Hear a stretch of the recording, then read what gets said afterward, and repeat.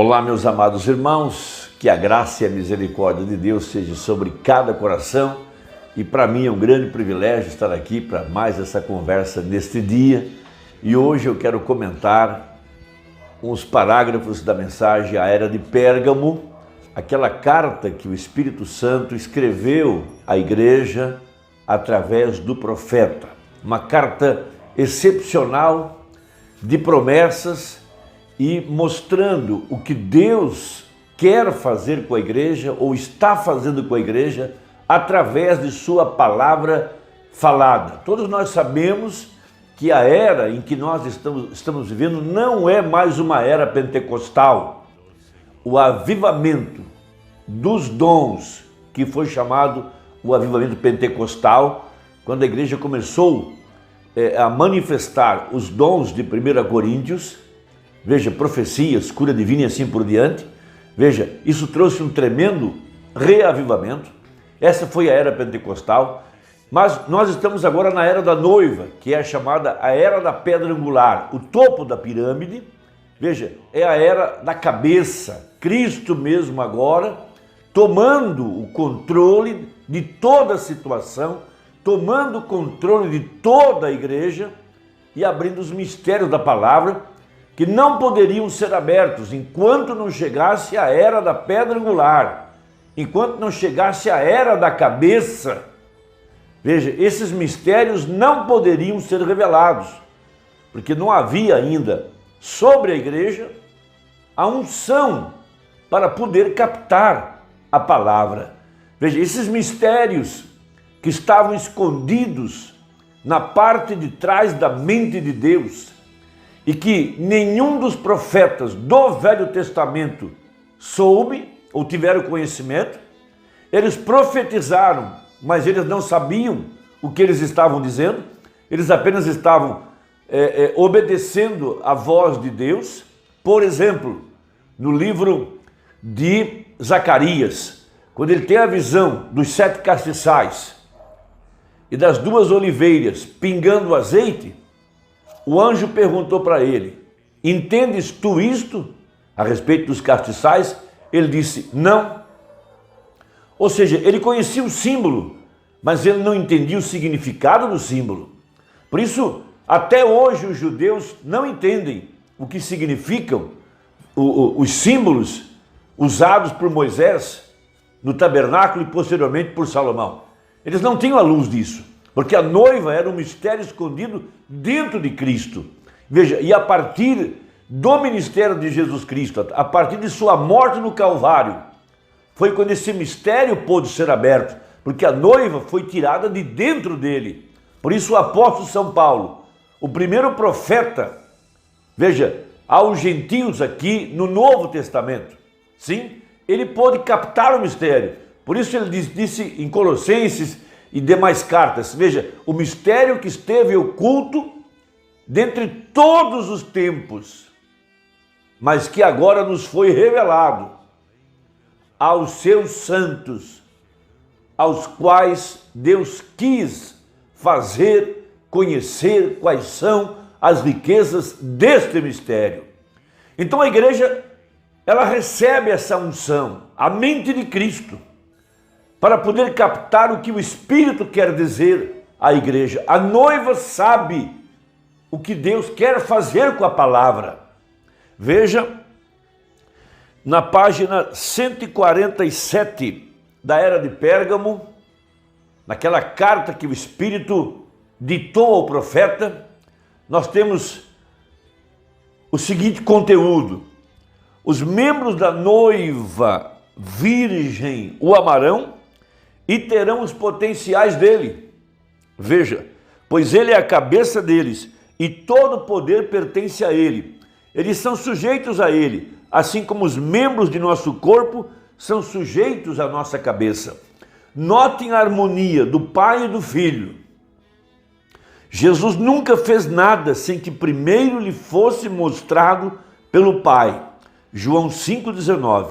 Esta harmonia deve agora existir entre o noivo e sua noiva, e ele lhe mostra sua palavra de vida. Ela a recebe, ela nunca duvida dela, portanto, nada lhe pode causar dano, nem mesmo a morte. Porque se a semente for plantada, a água a levantará novamente. Eis aqui o segredo disso: a palavra está na noiva, como estava em Maria. A noiva tem a mente de Cristo, porque ela sabe o que Ele quer que seja feito com a palavra. Deixe-me repetir, porque esse é o meu ponto. A palavra está na noiva, como estava em Maria. A noiva tem a mente de Cristo, porque ela sabe o que Ele quer que seja feito com a palavra.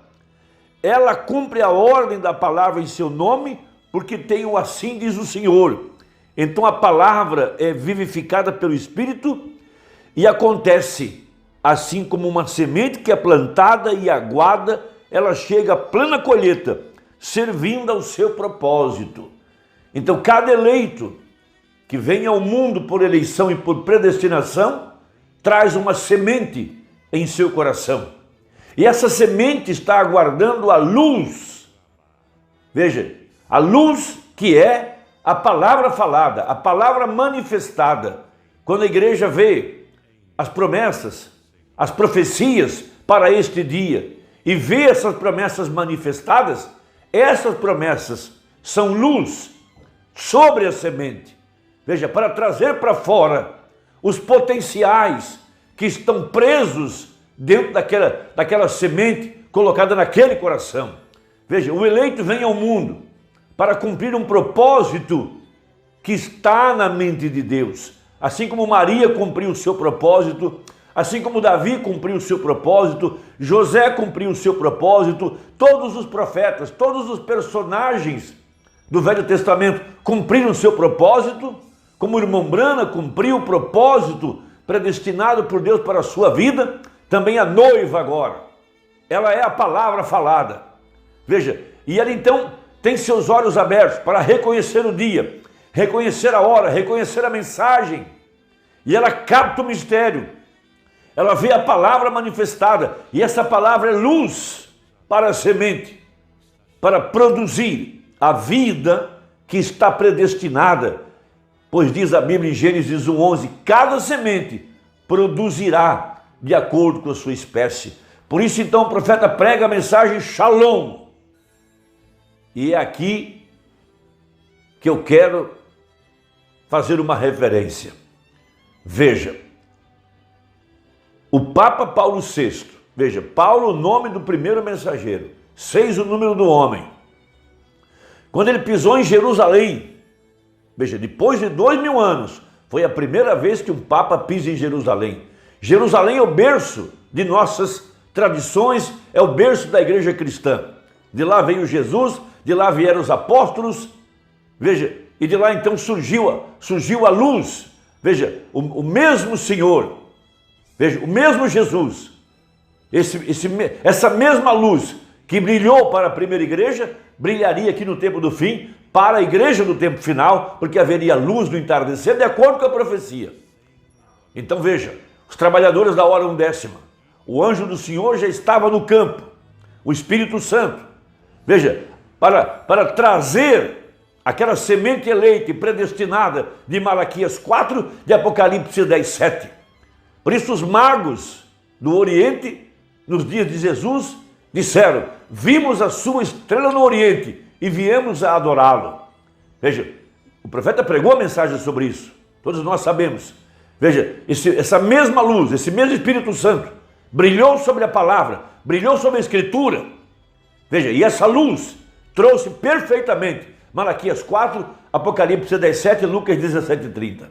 Agora vejam, essa luz trouxe o anjo de Malaquias 4. Então, quando o Papa Paulo VI pisou em Jerusalém, houve um eclipse da lua. Veja, e misteriosamente, esse eclipse foi fotografado. E quando as fotografias foram reveladas, elas continham o mesmo de escuridão e de luz, tais quais o desenho que o profeta havia representado no tabernáculo a respeito das 7 eras da igreja. Com uma diferença, que quando chegou na 7ª fase, foi trevas totais. Então, quando o Papa Paulo VI, representando as trevas, representando o homem do pecado, representando a escuridão total, pisou em Jerusalém, veja, trevas sobre todo o sistema religioso, mas a luz estava brilhando aqui no Ocidente, porque haveria luz no entardecer e a luz empurrou as trevas para o outro lado. Então, quando a igreja organizada, quando o sistema denominacional entrou em trevas, então tudo estava pronto agora para dar lugar à profecia. Veja, havia eleitos dentro desse sistema religioso, por isso a profecia disse: desperta de entre os mortos e Cristo te iluminará. Sai dela, povo meu, para que não sejas participando dos seus pecados e não incorras em suas pragas. Veja, uma ressurreição de entre o denominacionalismo tão escuro, diz o profeta. Haja visto que o poder que representa a era de Laodiceia é o cavaleiro do cavalo amarelo, a mistura de todas as religiões, e o nome do cavaleiro era morte. E nós fomos levantados de entre os mortos, como uma semente jazia em nossos corações. Lá estava a vida. E o que ela estava esperando? Que a luz brilhasse. E o que foi a luz? Foi a palavra falada, manifestada, através do ministério de Apocalipse 17, através do ministério de Lucas 17:30. A palavra se cumpriu. E quando a palavra se tornou manifesta, foi quando a luz brilhou sobre a semente. E os potenciais que estavam em nosso coração afloraram. Viemos para fora. Houve uma ressurreição. Houve uma igreja que se levantou do meio da morte, em meio à sepultura religiosa, porque a semente, em ordem, primeiro ela tem que morrer, a água a ressuscita, como acabei de ler, e o sol faz ela crescer. Esse é o grande mistério, é o que significa a mensagem Shalom. A mensagem Shalom está explicando que logo depois que houvesse essa escuridão total, então a luz brilharia para a verdadeira igreja. A luz brilharia no coração do eleito. A luz da mensagem, a luz da palavra, a revelação da Escritura. Por isso ele prega na mensagem Shalom a partir do parágrafo 112. Veja, ele diz assim: quando vemos a escuridão chegando, veja, trevas sobre todo mundo, por conta do sistema religioso, a escuridão antes do dia, nós sabemos que a estrela da manhã está pendida no além para introduzir o sol que está vindo. É aí quando a estrela da manhã resplandece. É o que vai no meio, é sempre escuro, somente poucos minutos antes do dia. A falta de luz vem, a lua não vem brilhar. A escuridão antes do dia é porque a luz está fazendo pressão sobre o momento, mas a estrela da manhã sai e diz: bom dia, Shalom. Quem era essa estrela? O ministério de Malaquias 4, de Apocalipse 10:7. Jesus é a resplandecente estrela da manhã. Essa aqui é a verdade. 113. É Ele no nosso meio, sua palavra sendo identificada. Shalom. O grande dia está se preparando para romper. Quando a eterna manhã se romper, linda e resplandecente, quando os seus escolhidos se ajuntarem em suas casas ali no céu, quando a chamada for feita no além, lá eu estarei. Nossos nomes estão em seu livro e nós estaremos lá. Shalom, bom dia, paz seja convosco. Não é o fim para nós, amados. Foi a ressurreição de entre a escuridão. Veja, a escuridão está preparando a si mesma, ou está separando a si mesma da luz. Deus está fazendo isso, a luz está fazendo isso, vem? A luz está apressando a si mesma de uma tal maneira até que as trevas têm que se juntar. Eles tiveram uma chance para aceitar isso e eles não fizeram. Então isso condenou a si mesmo. E eles fazem isso colocando a igreja junta e o concílio de igrejas e unindo isso com a escuridão pagã, quando eles firmemente discordam uns com os outros, mas ainda eles tiveram que se ajuntar para fazer a noite vir sobre as pessoas. Isaías 60, verso 1, levanta-te e resplandece, porque já vem a tua luz. A luz é o Filho, A luz é a palavra manifestada. Deus te abençoe. Até a próxima, se Deus quiser. Em nome de Jesus.